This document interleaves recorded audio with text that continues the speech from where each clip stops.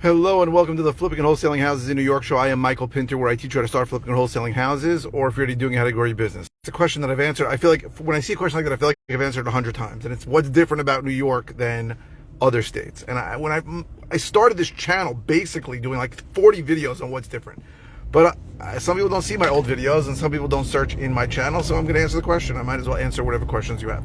So, question, already missed out. All right, reconnected. So what's different in New York? So the major differences in New York are that the way a real estate transaction takes place in New York is between a seller's attorney and a buyer's attorney, not between a buyer and a seller. In 49 states, if a buyer and a seller agree to a price, the buyer can whip out a contract and the seller can sign it and you're in contract.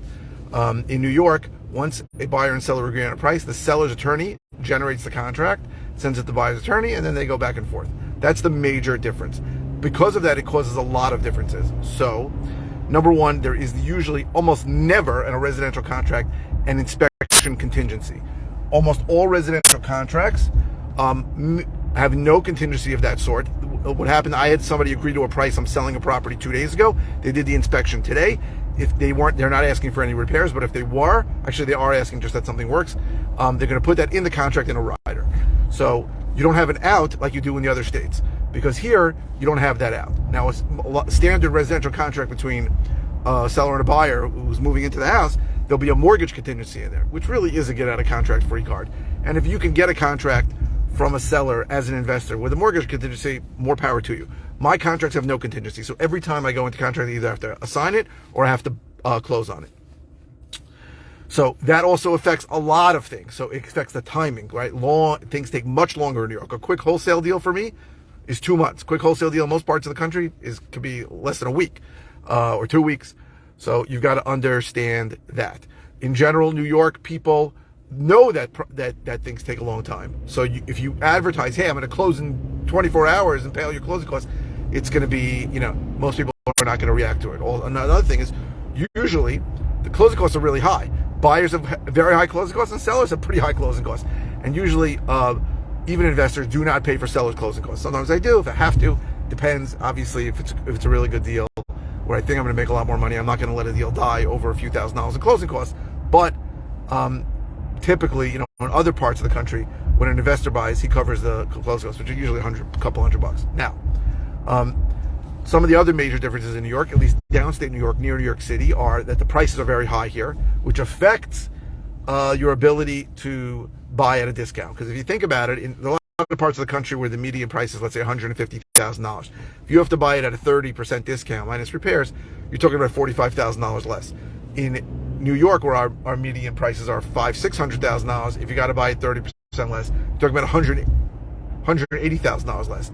It makes it different. Also, people in the area are, I think I'm going to lose you soon because I'm driving by Hempstead Lake Park.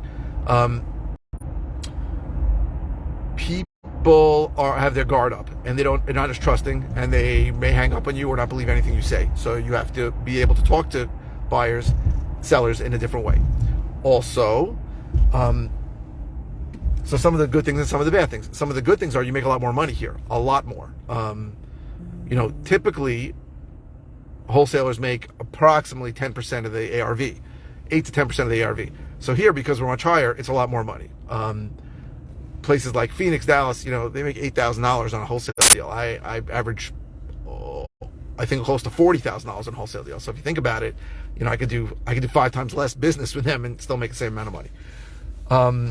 Also, because of the way you get into contract, it's impossible for a seller to get out of contract. Seller can't change his mind, can't get out, because in New York, you can do 2 things. You can file a list pendants on the property, which is the same as a mortgage foreclosure. You'll never sell it to anybody else ever until you release the list pendants. And you can sue him for specific performance, which means the entire purchase price. So if a guy's selling you a property for $400,000, he says, I want more money. You say no. He says, I'm not selling it to you. You can sue him for $400,000 and you'll win. So you've got to understand, his attorney knows that too. So nobody's going anywhere in New York once you're in contract. It's a pain in the ass to get into contract, but no one's getting out of contract. That's a big plus. You don't have that advantage in other states. What else? Oh, much less competition in New York. People are shocked when I say this. Much less competition. Because it's so different, a lot of people go learn from gurus, and they try it in New York and it doesn't work. I got a question. Ask John. I have a situation. I mentioned about having a property in the contract for around $165. If a property's on $750. That sounds a good deal. How would I go about this deal if I can't find transactional funds. Ash, John, whoever you are, please call me. 516, well, 209-201. I'm going out of the country tonight for till after Christmas. But if you call me in the office now, I'll call you back when I go back to my office after an appointment I have to go on now. So if you really got a property with ARV 750 and you get it for 165, I can tell you that sounds too good to be true. But if it's true, I'll be happy to help you make some money on it. I don't understand. I'm by Hempstead Lake Park. I don't understand why. If I was going south on Peninsula, I'm all the way near the park. But I'm north on Peninsula. I'm 50 feet from my house. Do they not have connection? So Ash, hit me with, call me at 516-209-2010. So I don't even know where the hell I was. I was waiting for this thing to go through. So, sorry. Regina says, I have a seller in Valley Stream, wants $850 for the property. Similar properties there are $1 million, but he won't grant access interior to verify repairs. He says it needs a full reno. How would you approach the situation? I would say, A, there's no way in hell I'm paying you $850,000. So I hope you heard me, but Regina, I would tell him, first of all, there's no way in hell I'm paying $850. You cannot pay $850 if a $1 million house needs a full renovation, because it's going to cost you $150,000 and you're going to lose money. Plus on an $850,000 purchase, it's probably going to cost you $70,000 just to buy it, hold it for the time you're going to renovate it and sell it. So, I mean, if it's really $1 million ARV, you need to buy it and it needs a full renovation, you need to buy it probably around $600 or maybe even $550. Sorry to tell you. Sorry, I think I'm getting to a more populated area where I won't get dropped. So, but any seller who says you can't get in to see it is not a real seller. I mean, no one would ever be serious about selling a house and tell somebody they can't come in. That's just the truth. So he's probably just fishing for a number for you. He's probably not serious. And I get people like that all the time. Oh, you can't come. I go, I can't come? He goes, no, why can't you just give me a number? I go, how am I supposed to know how much to pay? He says, well, I'll tell you what's going on. I go, either you send me pictures and a video, maybe I could do it. But if you're not going to let me in, then I just assume the guy's not serious. And this guy sounds like he's not serious. But I would tell the guy straight up, just for starters, there's no way I can pay you $850. Also, I got to tell you, I know Valley Stream very well. There's not that many $1 million houses in Valley Stream, unless there are not that many $1 million houses in Valley Stream. I'll stand by that statement. I'm not saying there are no $1 million houses in Valley Stream, but they're not that many. And I'd be very concerned buying a house where I had to hit $1 million in Valley Stream. There's not a lot of $1 million areas. If you're in North Woodmere, maybe 11581, even there, you can probably count on two hands the amount of properties that have sold for 7 figures in North Woodmere, and there's more in that area. So $1 million is high for Valley Stream. $1 million is high for a lot of areas. Let's be honest, right? So the good parts of New York are that you make more money, much less competition, that's what I was talking about. Less competition, because a lot of people go online, learn a little bit about the business, and then try it in New York and it doesn't work. So a lot less competition. I think the amount of people, the whole Long Island, which is almost 3 million people, I can count on one hand the amount of people that market consistently for sellers. Maybe 6 guys. Think about that. Not a lot of competition. Very often, more than half the time, I'm the only person making an offer on a property. So that's huge, right? You make more money, less competition, seller can't get out of contract.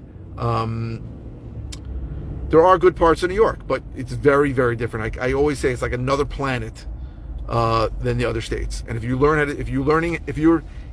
in any way think you can learn how to do this from people that never did a deal in New York, I would say you're probably wasting your time, because it's just different. And I have no idea how long this video's gone, because it's kept cutting in and out. So again, there are huge advantages operating outside of New York, in that you can really get into contract easy. You have an out, so you don't have to take a lot of risk. And huge advantages to operating in New York, in that you make more money than almost anywhere else in the country. Seller can't get out of contract and change his mind, which is absolutely something that happens to everybody in other states. I'm on the belt, I may lose you again. Much less competition, more money, seller can't get out of contract. There are good things in New York. So I still do most of my business in New York. And I'm proud to do business in New York and out of New York, and I'm going to continue to do business in New York. I'm never going to stop doing business in New York. I love Long Island. I do the 5 boroughs, but the 4 boroughs, 5 boroughs, but I say 4 boroughs because I really don't like driving to Staten Island, although I've done deals in Staten Island. So that's how I see it. It's different. You have to know how it's different. I think I'm the only, I mean, I think this is crazy, but I think I'm the only person who actually actively invests in New York and who teaches how to do it. I give away all my stuff for free for watching this, so I hope this was helpful in general.